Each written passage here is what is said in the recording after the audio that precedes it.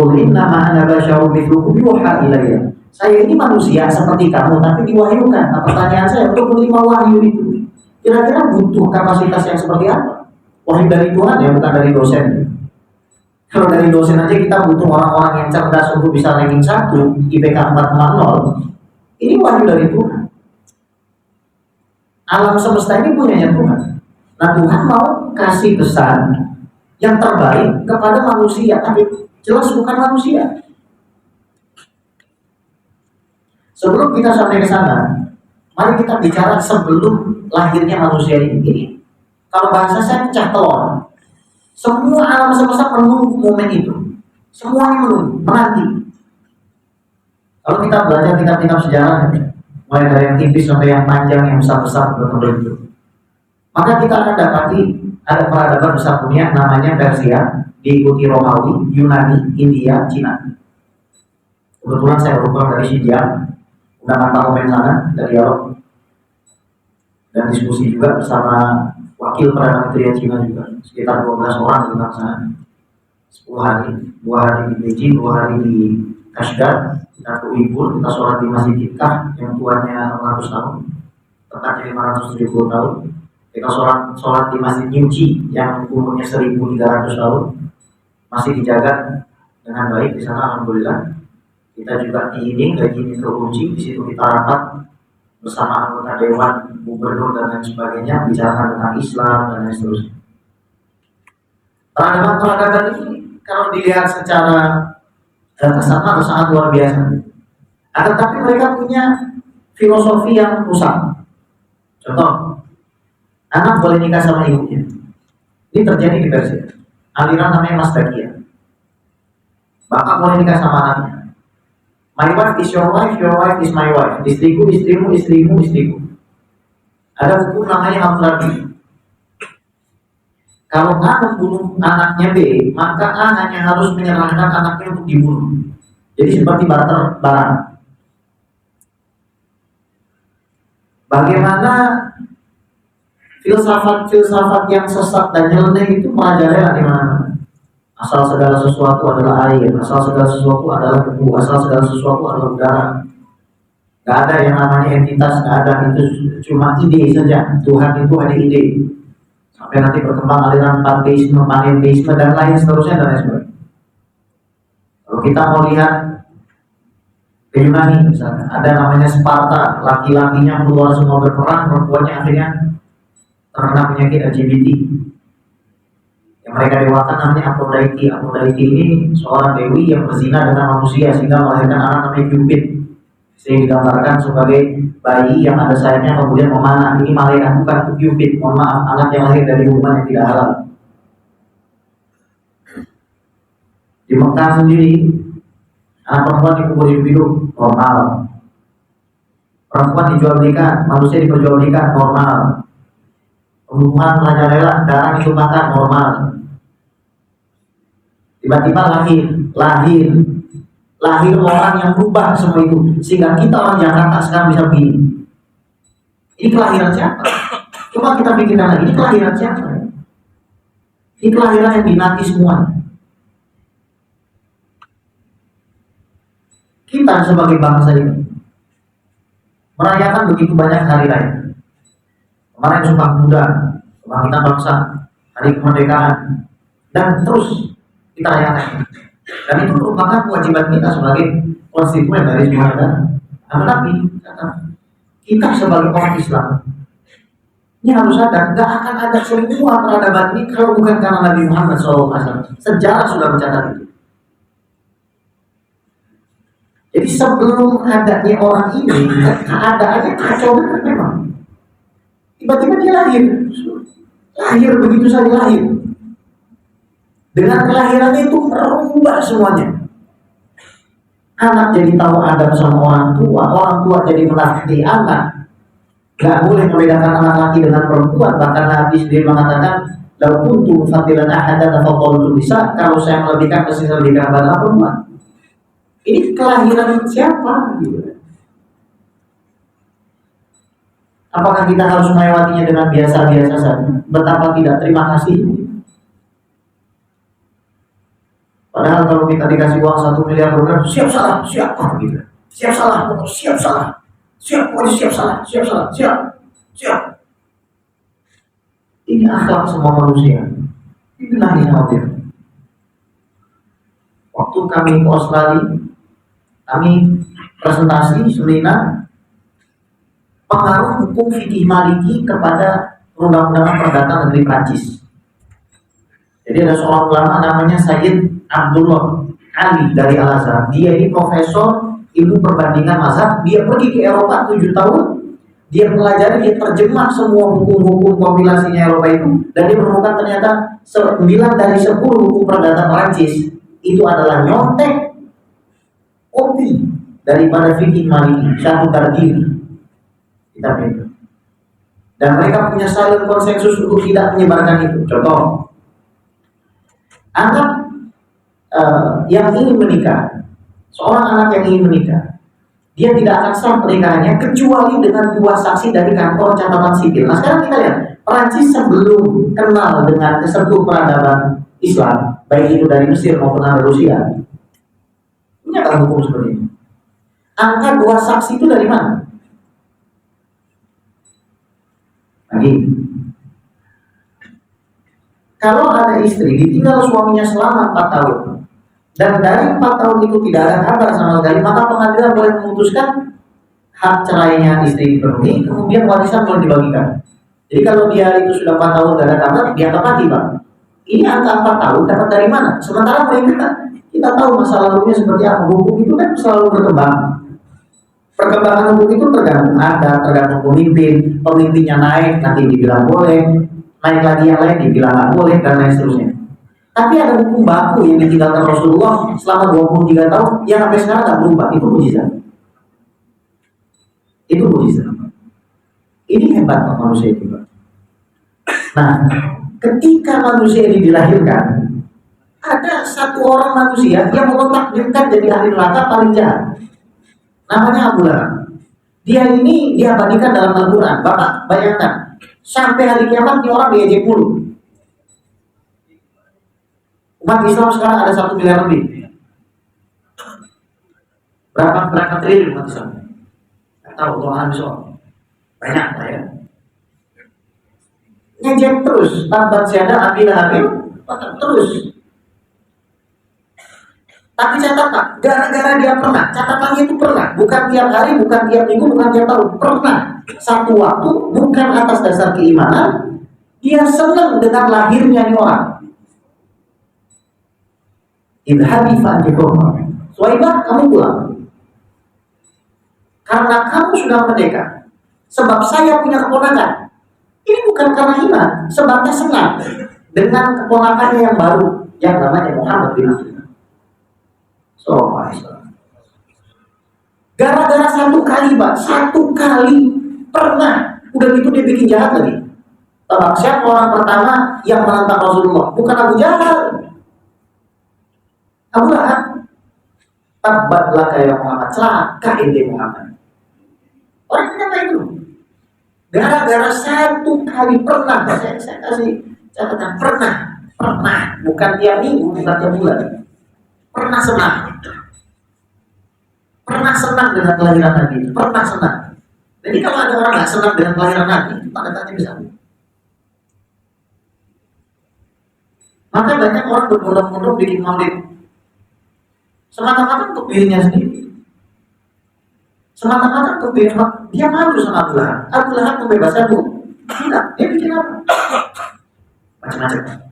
Yang ngasih makan, santunan anak yatim. Yang jelas semuanya di dalam syariat. Tak mungkin murid Nabi bikin dan hutang itu nggak mungkin. Nggak mungkin. Santunan anak yatim, ceramah agama, dia kasih uang kepada tetangganya, dia kasih makanan. Tetangga-tetangga yang tadinya nggak biasa makan daging pada hari mau makan daging. Kalau kita bicara sejarah, yang pertama kali bikin maulid itu orang Syiah, tapi seorang raja Ahlussunnah wal Jamaah namanya Raja Kaum Kabri bin Ali bin Mutikin. Dia seorang raja Malik Irbil.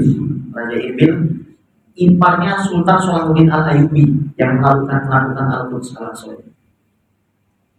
Jadi ketika sudah perang salib, umat Islam itu lemes, akhirnya dia mengeluarkan 100.000 piring keju, menyembelih 100.000 kambing, kemudian 1.000 ekor unta, dan diberikan uang 100.000 dinar kepada seorang ulama untuk meneruskan syair pujian kepada Nabi Muhammad SAW. Tujuannya membangkitkan manusia itu supaya ngerti kalau mereka harus bersyukur karena mereka ditakdirkan jadi umatnya Nabi Muhammad. Saya pergi ke Cina kemarin, Pak, menghirup udara enak sekali. Bangun tidur, padahal tidur cuma 3 jam, menghirup udara tidak mau tidur lagi.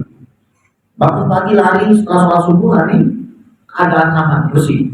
Masyarakatnya sudah bangun, rapi. Langit warnanya biru, Pak, lebih biru daripada screen ini. Dan itu nggak pakai filter, Pak. Kalau kita pakai Instagram harus pakai filter dulu baru langit warnanya biru. Biru, Pak. Tapi meskipun begitu, mereka tidak mau kasih kenikmatan mencintai Nabi Muhammad.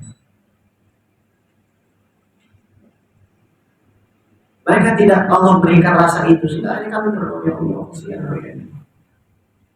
Kami kesian, rakyat kami kesian karena memang banyak kekurangan kami sebagai sebuah negara. Tetapi mereka juga kesian, belum dapat kenikmatan seperti kami bisa mencintai Nabi Muhammad.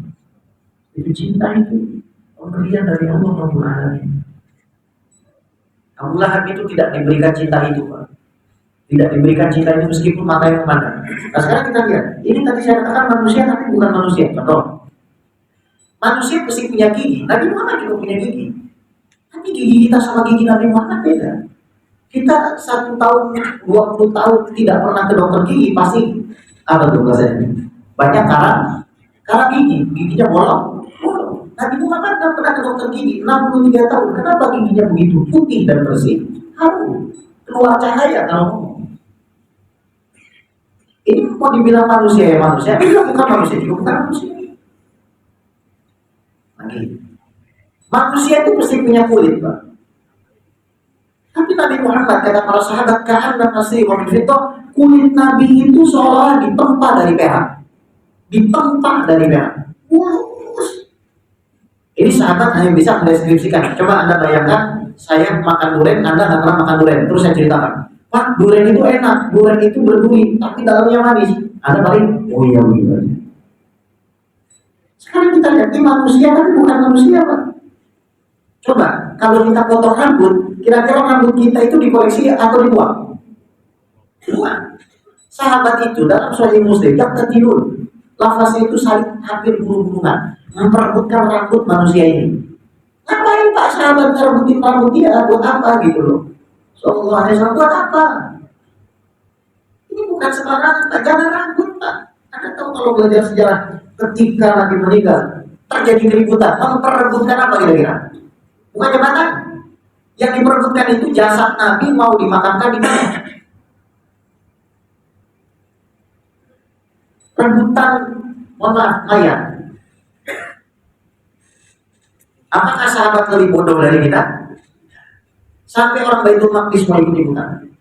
Kata orang Baitul Maqdis, dimakamkan di Baitul Maqdis saja, karena di Baitul Maqdis itu Ardul Anbiya, di Palestina aja. Orang Mekah nggak mau kalah, nggak bisa gitu. Lahirnya di Mekah, besarnya di Mekah, Ka'bah di Mekah, anak kibat di Mekah, makam Nabi Ismail ada di Kaabah, Ka'bah juga di Mekah, wahyu turunnya di Mekah, Sofa Marwah di Mekah, manasik haji di Mekah, istrinya juga di Mekah, besarnya di Mekah, ya pasti orang Mekah dong. Random. Orang Madinah bilang, Madinah lebih bagus karena Madinah tempat hijrah. Datang Sayyidina Abu Bakar, Al-Anbiya yuqaduna haitsu Al-Anbiya yudfaduna haitsu yuqadun. Para nabi itu harus dimakamkan di mana mereka dimatikan. Dari matikannya di kamar Siti Aisyah, dikuburkan di dalam ruangan, bukan tempat terbuka, di dalam rumah ruangan, dan para sahabat sholat Nabi di dalam ruangan. Sampai berapa? Wadah. Hadirin, ini juga manusia dibilang bukan manusia juga bukan manusia. Kita kalau berkeringat, Pak, pasti bau. Kecuali beberapa ulama seperti Imam Sibawahi, itu wangi apel, kecut ya, tapi wangi apel, sepanjang apel, makanya Sibawahi. Itu bahasa Persia yang artinya apel. Ada orang-orang kayak begitu memang wangi, keringatnya dikasih wangi. Tapi nggak ada yang seperti Nabi Muhammad. Nggak ada yang seperti Nabi Muhammad. Dibotolin sama musuh lain itu keringatnya. Dibilang manusia, dibilang bukan manusia juga bukan manusia.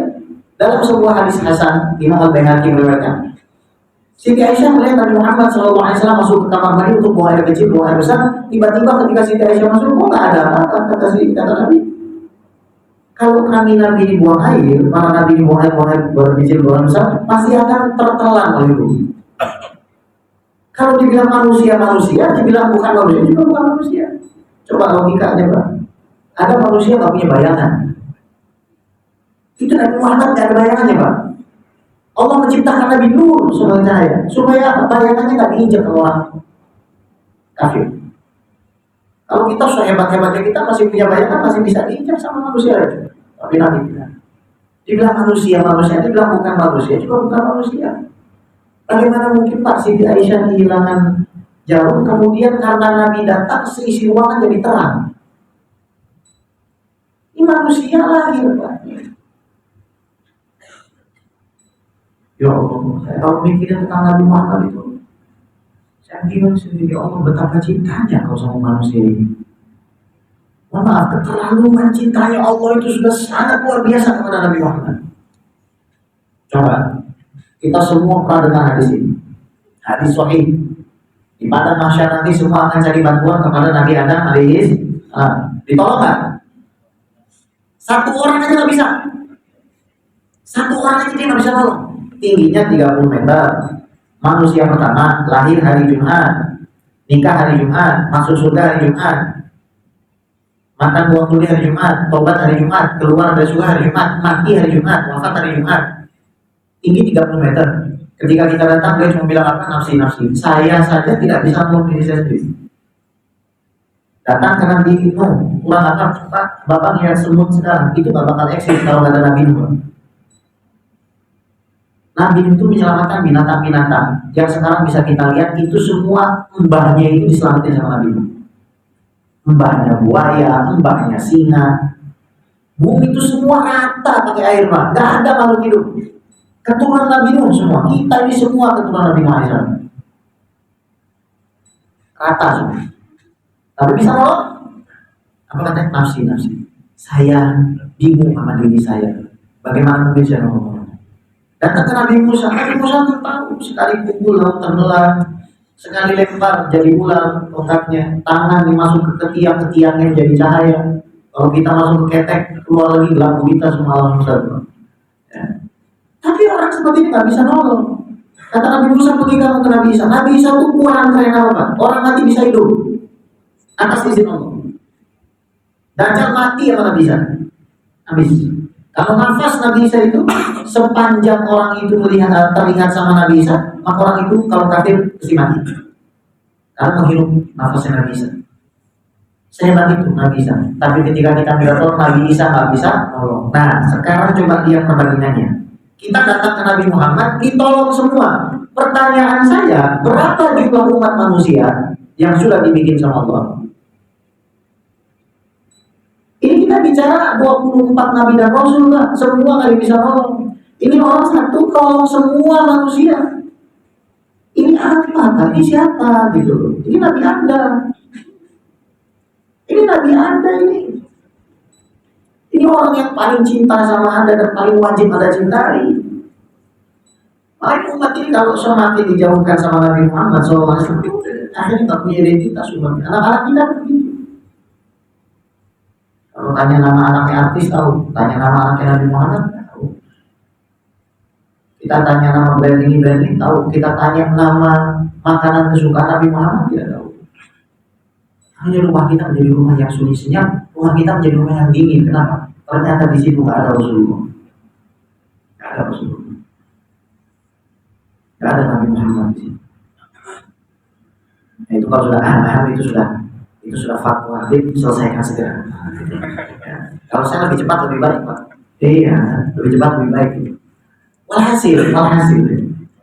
Dulu kita sudah dikasih kode 2 kali, ya. Walhasil ini adalah satu kemuliaan bagi diri kita. Kita ini numpang beken, numpang tenang. Beneran numpang beken, numpang tenang kita ini.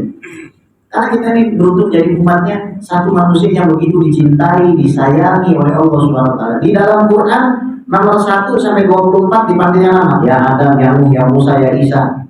Nabi Muhammad gak dipanggil nama, Pak. Manggilnya apa? Ya ayuhan Nabi, ya ayuhan Rasul. Nabi Muhammad bilang ini, anak Adam, faman dunahu tahta wa yaumil qiyamah. Adam dan siapapun yang ada di bawahnya itu berada di bawah bajiku di hari kiamat wala fakhr. Bukan maksud aku banggakan diri.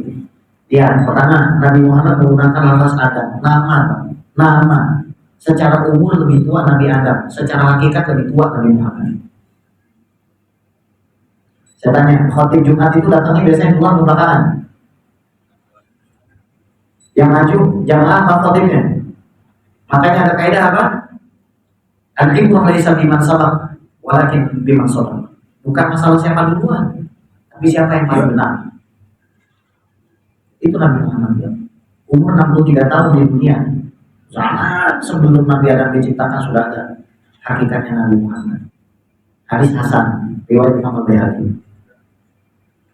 Nabi Adam ketika taubat, ra'aitu ala qawaidil arsy maktuban la ilaha illallah Muhammadur Rasulullah fa'araftu annaka la tudifu ila ismika illa ila habbil khalqi ilaih.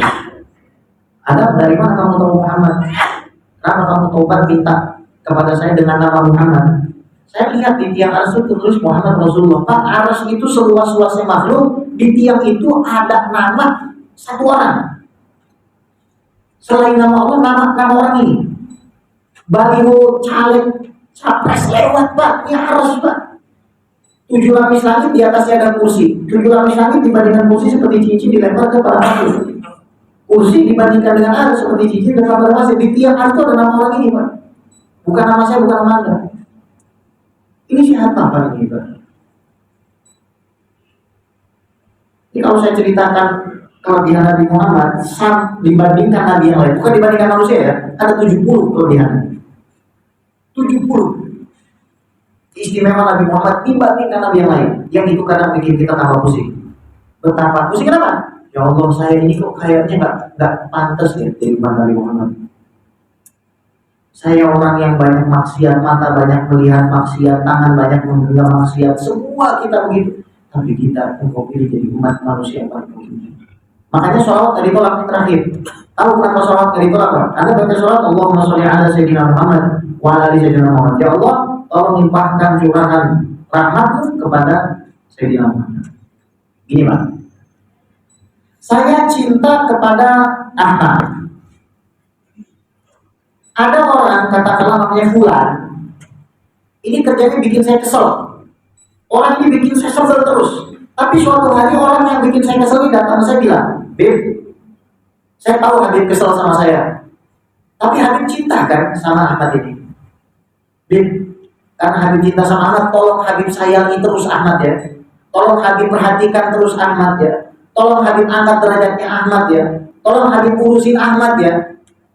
Akhirnya saya bilang sama Ahmad, ini saya sayang sama kamu segala macam karena permintaan ini buat.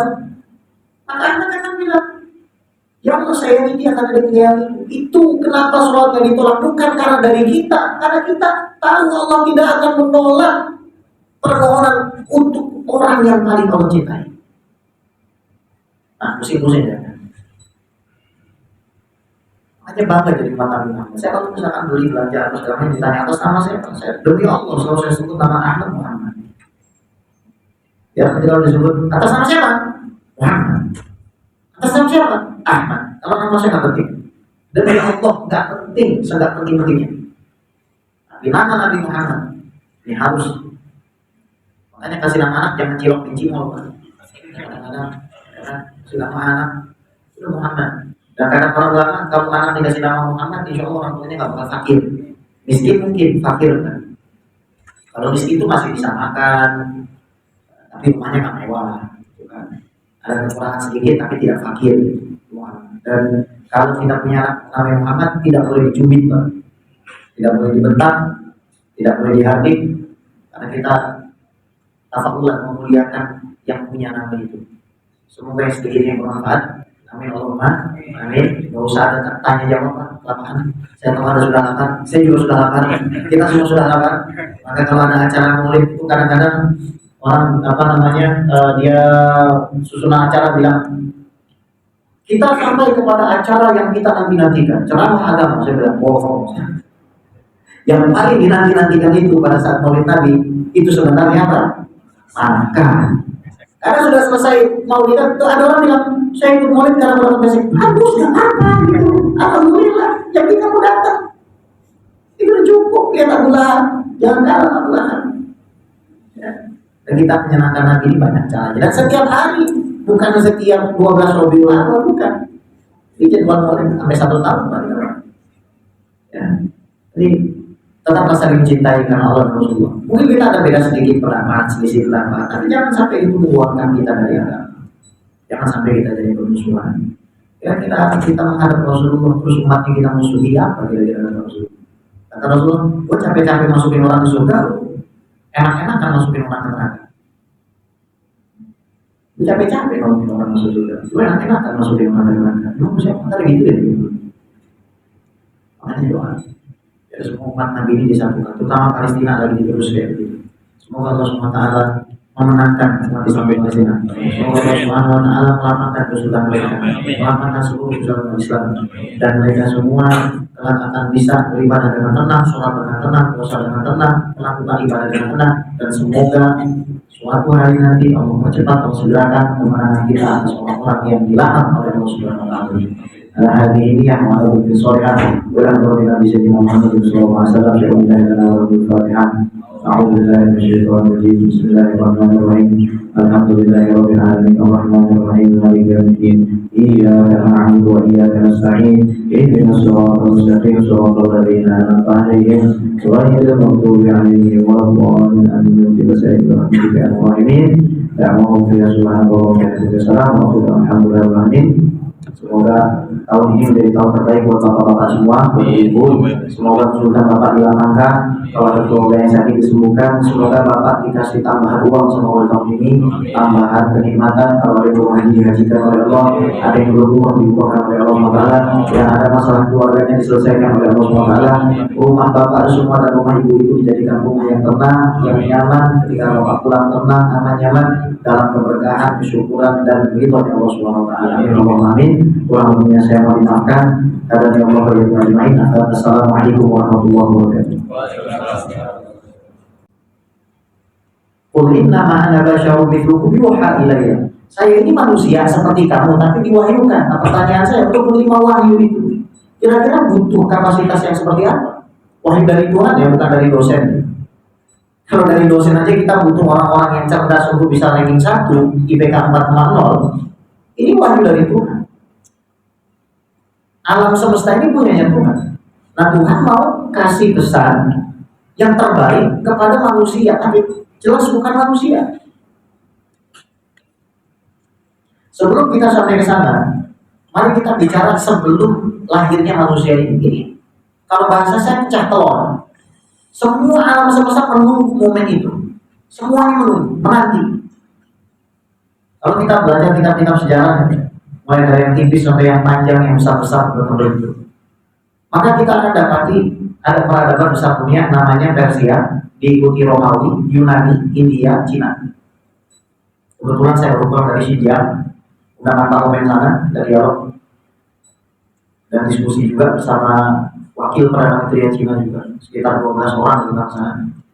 10 hari, 2 hari di Beijing, 2 hari di Kashgar. Kita ke Uighur, kita sholat di Masjid Iqah yang tuanya 600 tahun, tepatnya 570 tahun. Kita sholat di Masjid Nyuci yang umurnya 1300 tahun, masih dijaga dengan baik di sana, alhamdulillah. Kita juga diiring dari ini ke Uji, di situ kita rapat bersama anggota dewan, gubernur dan lain sebagainya, bicara tentang Islam dan lain seterusnya. Peradaban ini kalau dilihat secara kasat mata sangat luar biasa. Tetapi mereka punya filosofi yang rusak. Contoh, anak boleh nikah sama ibunya. Ini terjadi di Persia. Aliran namanya Masdakia. Bapak boleh nikah sama anaknya. My wife is your wife is my wife. Istriku, istrimu, istrimu, istriku. Ada hukum namanya hamlati. Kalau A membunuh anaknya B, maka A hanya harus menyerahkan anaknya untuk dibunuh. Jadi seperti barter barang.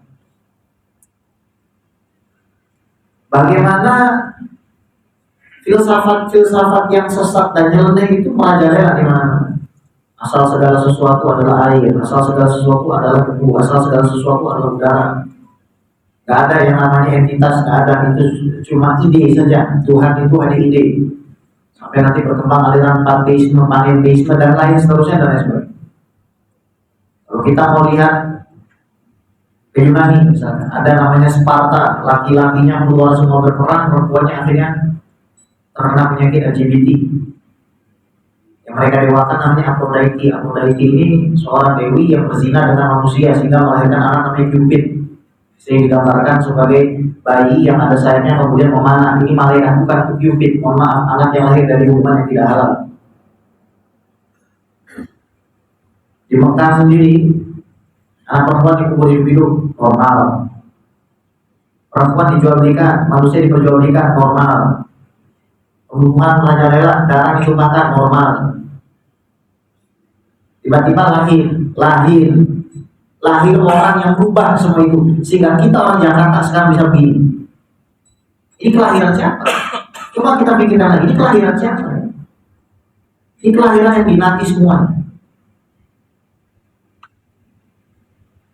Kita sebagai bangsa ini merayakan begitu banyak hari raya. Kemarin Sumpah Pemuda, Kebangkitan Bangsa, Hari Kemerdekaan, dan terus kita rayakan. Dan itu merupakan kewajiban kita sebagai konstituen dari sebuah negara. Tetapi kita sebagai orang Islam ini harus sadar, gak akan ada semua peradaban ini kalau bukan karena Nabi Muhammad SAW. Sejarah sudah mencatat itu. Jadi sebelum adanya orang ini, keadaannya kacau banget memang. Tiba-tiba dia lahir begitu saja lahir. Dengan kelahirannya itu merubah semuanya.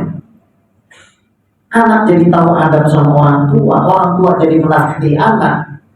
Gak boleh membedakan anak laki dengan perempuan. Bahkan Nabi sendiri mengatakan, "Lau kuntu fadilan ahadan fadhaltu bisa." Kalau saya melebihkan pasti saya lebihkan pada perempuan. Ini kelahiran siapa? Gitu. Apakah kita harus melewatinya dengan biasa-biasa saja? Betapa tidak terima kasih. Padahal kalau kita dikasih uang 1 miliar dolar, siap salah, siap gitu. Siap salah, siap salah.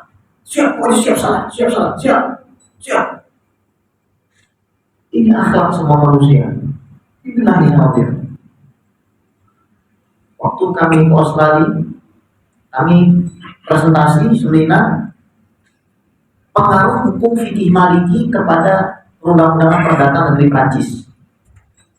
Jadi ada seorang ulama namanya Sayyid Abdullah Ali dari Al-Azhar. Dia ini profesor ilmu perbandingan mazhab. Dia pergi ke Eropa 7 tahun.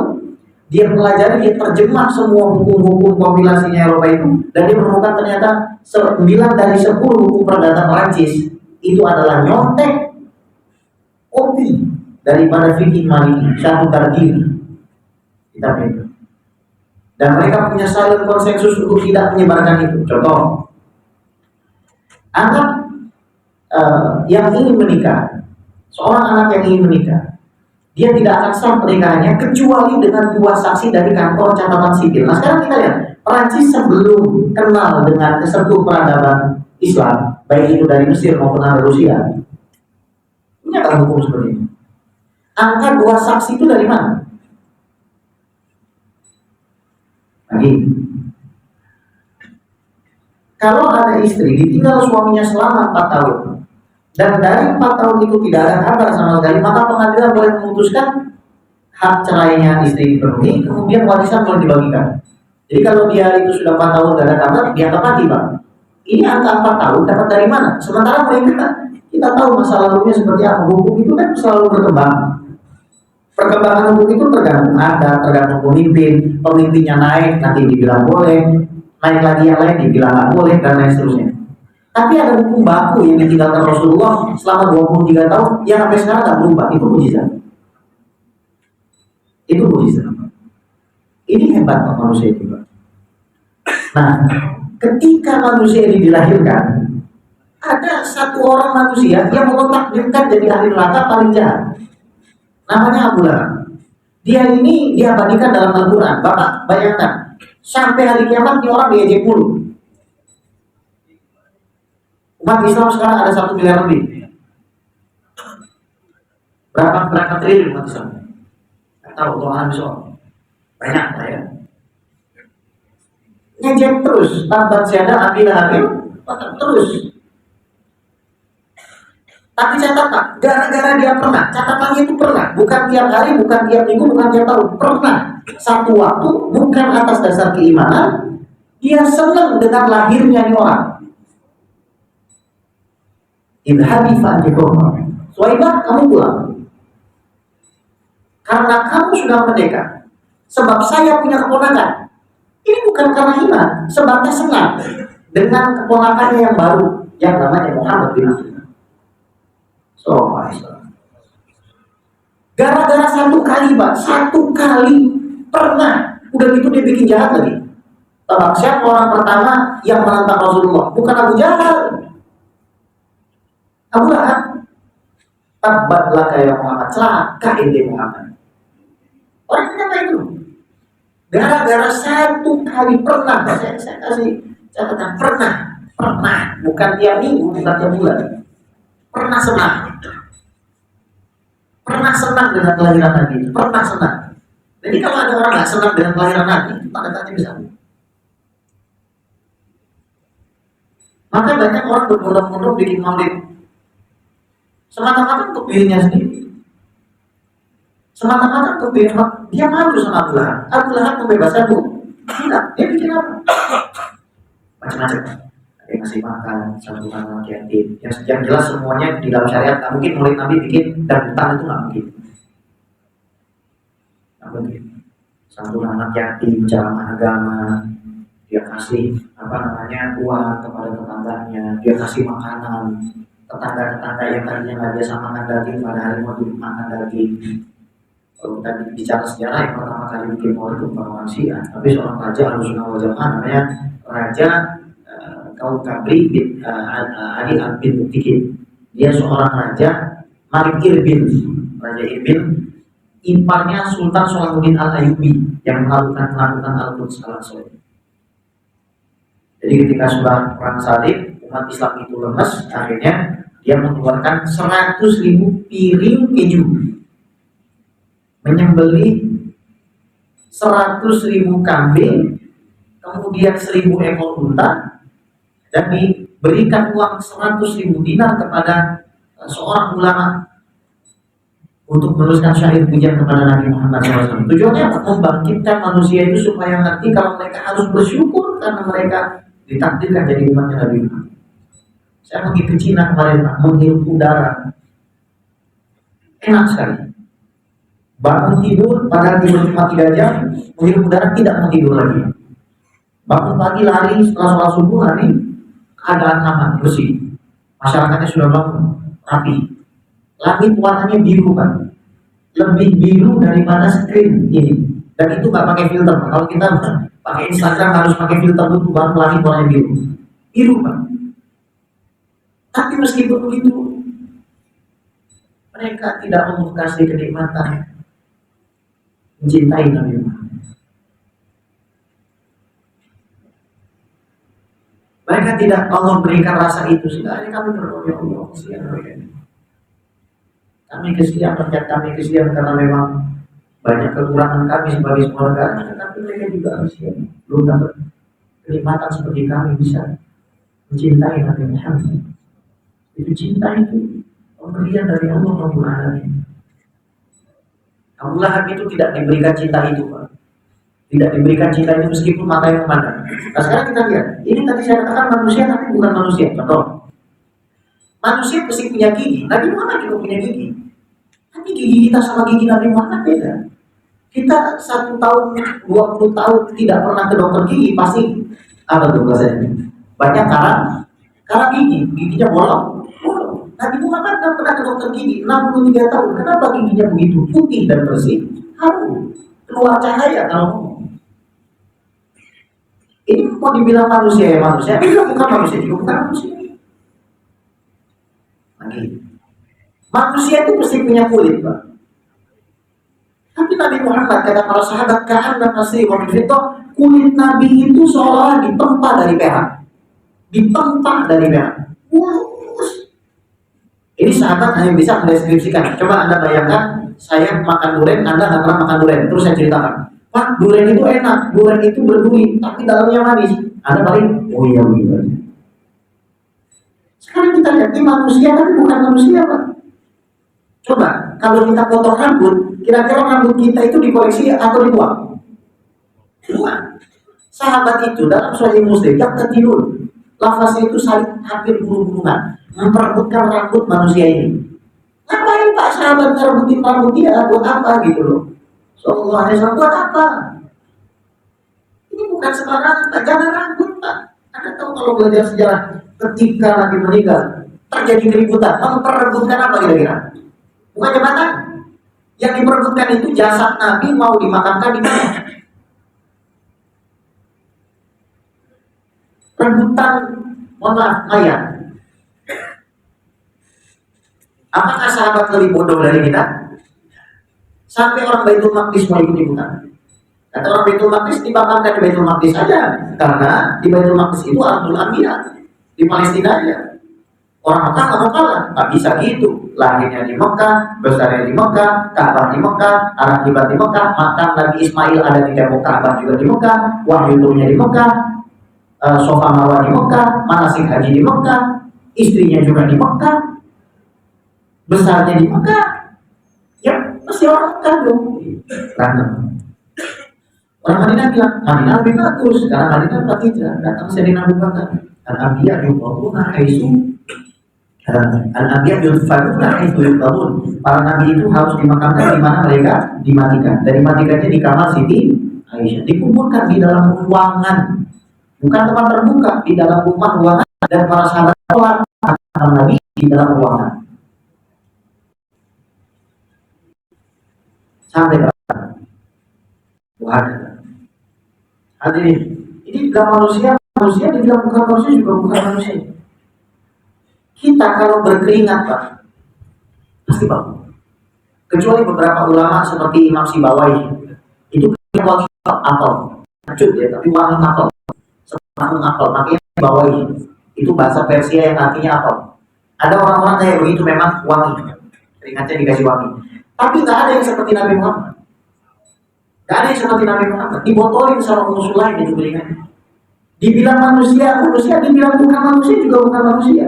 Dalam sebuah hadis Hasan, Imam Al-Baihaqi meriwayatkan, Siti Aisyah melihat Nabi Muhammad SAW masuk ke kamar mandi untuk buang air kecil, buang air besar. Tiba-tiba ketika Siti Aisyah masuk, kok nggak ada apa-apa, kata Nabi. Kalau kami Nabi dibuang air, para Nabi dibuang air, buang kecil, buang besar, pasti akan tertelan oleh bumi. Kalau dibilang manusia, dibilang bukan manusia juga bukan manusia. Coba logikanya Pak. Ada manusia nggak punya bayangan. Itu Nabi Muhammad nggak ada bayangannya Pak. Allah menciptakan Nabi Nur sebagai cahaya, supaya bayangannya nggak diinjak oleh orang kafir.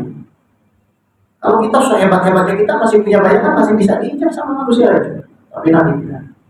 Dibilang manusia, dibilang bukan manusia juga bukan manusia. Bagaimana mungkin Pak Siti Aisyah kehilangan jarum, kemudian karena Nabi datang seisi ruangan jadi terang? Ini manusia lahir Pak. Ya Allah, saya tahu mikirin tentang Nabi Muhammad itu. Saya bilang sendiri, ya Allah betapa cintanya kau sama manusia ini. Maaf, keterlaluan cintanya Allah itu sudah sangat luar biasa kepada Nabi Muhammad. Coba. Kita semua pernah dengar hadis ini, hadis sahih. Di padang mahsyar nanti semua akan cari bantuan kepada Nabi Adam alaihi salam. Ditolong nggak? Satu orang aja nggak bisa. Satu orang aja dia nggak bisa tolong. Tingginya 30 meter. Manusia pertama lahir hari Jumat, nikah hari Jumat, masuk surga hari Jumat, makan buah kuliah hari Jumat, tobat hari Jumat, keluar dari surga hari Jumat, mati hari Jumat, wafat hari Jumat. Tinggi 30 meter. Ketika kita datang, dia cuma bilang apa? Nafsi. Saya saja tidak bisa ngomong diri saya sendiri. Datang ke Nabi Nuh, kurang apa? Pak, Bapak lihat semut sekarang, itu gak bakal eksis kalau gak ada Nabi Nuh. Nabi itu menyelamatkan binatang-binatang yang sekarang bisa kita lihat, itu semua mbahnya itu diselamatin sama Nabi Nuh. Mbahnya buaya, mbahnya singa. Bumi itu semua rata pakai air, Pak. Gak ada makhluk hidup. Keturunan Nabi Nuh semua. Kita ini semua keturunan Nabi Muhammad. Rata semua. Tapi bisa nolong? Apa katanya? Nafsi. Saya bingung sama diri saya. Bagaimana mungkin saya nolong? Datang ke Nabi Musa tuh tahu, sekali pukul laut tenggelam, sekali lempar jadi ular tongkatnya, tangan dimasuk ke ketiak-ketiaknya jadi cahaya. Kalau kita masuk ke ketek, keluar lagi gelap gulita semua langsung saja. Ya. Tapi orang seperti ini nggak bisa nolong. Kata Nabi Musa, pergi kamu ke Nabi Isa. Nabi Isa tuh kurang keren apa? Orang mati bisa hidup atas izin Allah. Dajjal mati sama Nabi Isa. Habis. Kalau nafas Nabi Isa itu sepanjang orang itu terlihat sama Nabi Isa, maka orang itu kalau kafir pasti mati. Karena menghirup nafasnya Nabi Isa. Sehebat itu Nabi Isa. Tapi ketika kita berdoa Nabi Isa nggak bisa nolong. Nah, sekarang coba lihat perbandingannya. Kita datang ke Nabi Muhammad, ditolong semua. Pertanyaan saya, berapa jumlah umat manusia yang sudah dibikin sama Allah? Ini kita bicara 24 Nabi dan Rasul, Pak. Semua nggak bisa nolong. Ini orang satu tolong semua manusia. Ini apa? Ini siapa? Gitu. Ini Nabi Anda. Ini Nabi Anda ini. Ini orang yang paling cinta sama Anda dan paling wajib Anda cintai. Makanya umat ini kalau semakin dijauhkan sama Nabi Muhammad SAW, akhirnya tak punya identitas umat. Anak-anak kita begitu. Kalau tanya nama anaknya artis tahu, tanya nama anaknya Nabi Muhammad tahu. Kita tanya nama brand ini tahu. Kita tanya nama makanan kesukaan Nabi Muhammad tidak tahu. Hanya rumah kita menjadi rumah yang sunyi senyap, rumah kita menjadi rumah yang dingin. Kenapa? Ternyata di situ nggak ada Rasulullah, nggak ada Rasulullah, nggak ada Nabi Muhammad di situ. Nah, itu kalau sudah paham itu sudah fatwa, selesaikan segera. Ya. Kalau saya lebih cepat lebih baik, Pak. Iya, lebih cepat lebih baik. Walhasil. Berhubung kita sudah dikasih kode 2 kali lagi. Ya.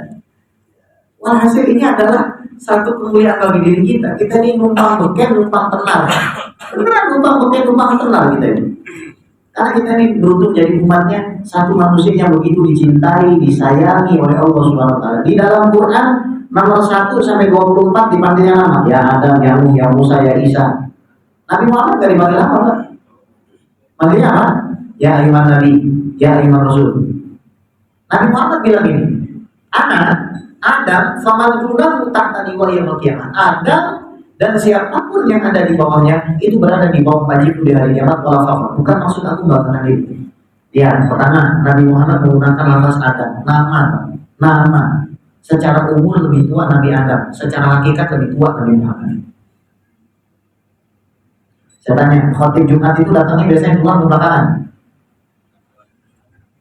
Yang maju jamaah apa khotibnya? Makanya ada kaidah apa? Al-ilmu laisa biman sabaq, walakin biman sabaq. Bukan masalah siapa duluan, tapi siapa yang paling benar. Itu Nabi Muhammad ya. Umur 63 tahun di dunia. Sangat sebelum Nabi Adam diciptakan sudah ada hakikatnya Nabi Muhammad. Hadis Hasan, riwayat Imam Al-Baihaqi.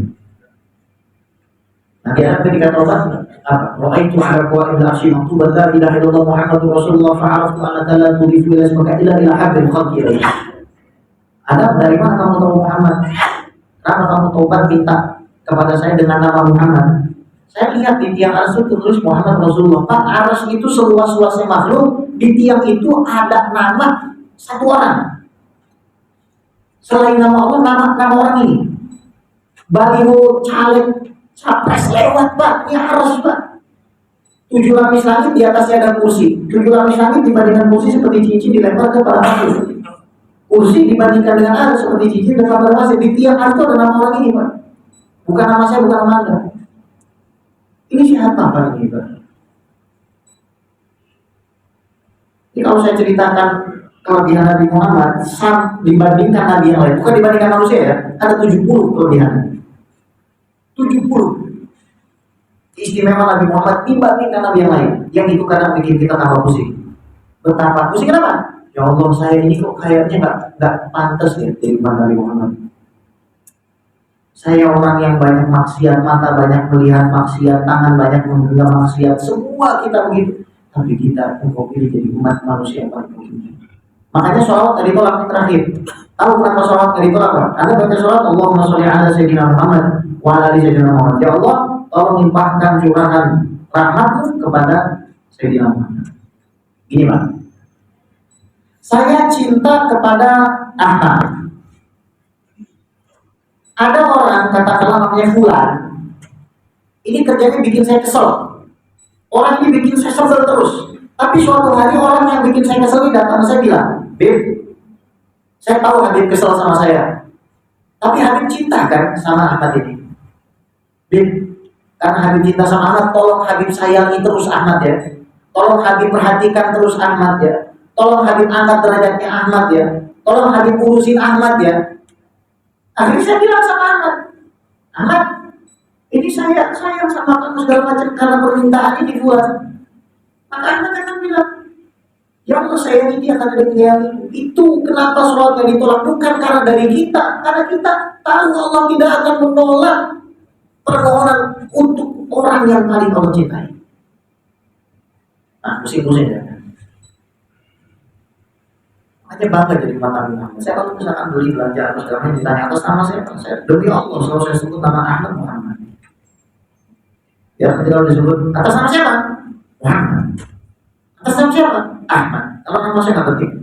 Demi Allah nggak penting, sangat penting-pentingnya. Tapi nama Nabi Muhammad ini harus. Makanya kasih nama anak jangan cilok pincimol. Kadang-kadang kasih nama anak itu Muhammad. Dan kadang orang ulama kalau anak dikasih nama Muhammad, insya Allah orang tuanya nggak bakal fakir. Miskin mungkin, fakir kan. Kalau miskin itu masih bisa makan, tapi rumahnya nggak mewah, gitu kan. Ada kekurangan sedikit, tapi tidak fakir. Dan kalau kita punya nama Muhammad, tidak boleh dicubit, Pak. Tidak boleh dibentak, tidak boleh dihardik, karena kita tafakulah memuliakan yang punya nama itu. Semoga yang sedikit yang bermanfaat. Amin Allahumma amin. Gak usah ada tanya jawab Pak, kelaparan. Saya tahu Anda sudah lapar, saya juga sudah lapar. Kita semua sudah lapar. Maka kalau ada acara maulid itu kadang-kadang orang dia susunan acara bilang kita sampai kepada acara yang kita nanti-nantikan, ceramah agama. Saya bilang bohong. Yang paling dinanti-nantikan itu pada saat maulid Nabi itu sebenarnya apa? Makan. Karena sudah selesai maulid itu ada orang bilang saya ikut maulid karena dapat besek. Bagus, gak apa-apa gitu. Alhamdulillah, yang penting kamu datang. Itu udah cukup. Lihat Abu Lahab, jangan kalah Abu Lahab. Ya. Dan kita menyenangkan Nabi ini banyak caranya. Dan setiap hari, bukan setiap 12 Rabiul Awal, bukan. Ini jadwal maulid sampai 1 tahun. Ya. Jadi tetaplah saling mencintai karena Allah dan Rasulullah. Mungkin kita ada beda sedikit pendapat, selisih pendapat, tapi jangan sampai itu membuangkan kita dari agama. Jangan sampai kita jadi bermusuhan. Ya kita menghadap Rasulullah terus umatnya kita musuhi apa kira-kira kata Rasulullah? Kata Rasulullah, gue capek-capek masukin orang ke surga, enak-enak kan masukin orang ke neraka. Gue capek-capek masukin orang ke surga, gue enak-enak kan masukin orang ke neraka. Emang siapa ntar gitu ya? Makanya doa. Ya, semua umat Nabi ini disambungkan, terutama Palestina lagi diterus kayak begitu. Semoga Allah SWT memenangkan umat Islam di Palestina. Semoga Allah SWT melapangkan kesulitan mereka, melapangkan seluruh kesulitan Islam, dan mereka semua akan bisa beribadah dengan tenang, sholat dengan tenang, puasa dengan tenang, melakukan ibadah dengan tenang, dan semoga suatu hari nanti Allah mempercepat dan segerakan kemenangan kita atas orang-orang yang dilaknat oleh Allah Subhanahu wa Ta'ala. Hari ini yang mau disorehkan. ونحن بنا بسيدنا محمد صلى الله عليه وسلم شيء من لنا والفاتحة. أعوذ بالله من الشيطان الرجيم. بسم الله الرحمن الرحيم. الحمد لله رب العالمين الرحمن الرحيم مالك يوم الدين إياك نعبد وإياك نستعين اهدنا الصراط المستقيم صراط الذين أنعمت عليهم غير المغضوب عليهم ولا الضالين آمين بواسطة رحمتك يا الراحمين. Da'amu fiya subhanallah wa bihamdihi alhamdulillah. Semoga tahun ini menjadi tahun terbaik buat bapak-bapak semua, ibu. Semoga kesulitan bapak dilapangkan, kalau ada keluarga yang sakit disembuhkan. Semoga bapak dikasih tambahan uang sama Allah tahun ini, tambahan kenikmatan. Kalau ada yang haji dihajikan oleh Allah, ada yang belum rumah dibukakan oleh Allah Taala, yang ada masalah keluarganya diselesaikan oleh Allah Taala. Rumah bapak semua dan rumah ibu itu dijadikan rumah yang tenang, yang nyaman. Ketika bapak pulang tenang, aman, nyaman, dalam keberkahan, kesyukuran dan ridho Allah Subhanahu Wa Taala. Amin. Kurang lebihnya saya mohon dimaafkan. Assalamualaikum warahmatullahi wabarakatuh.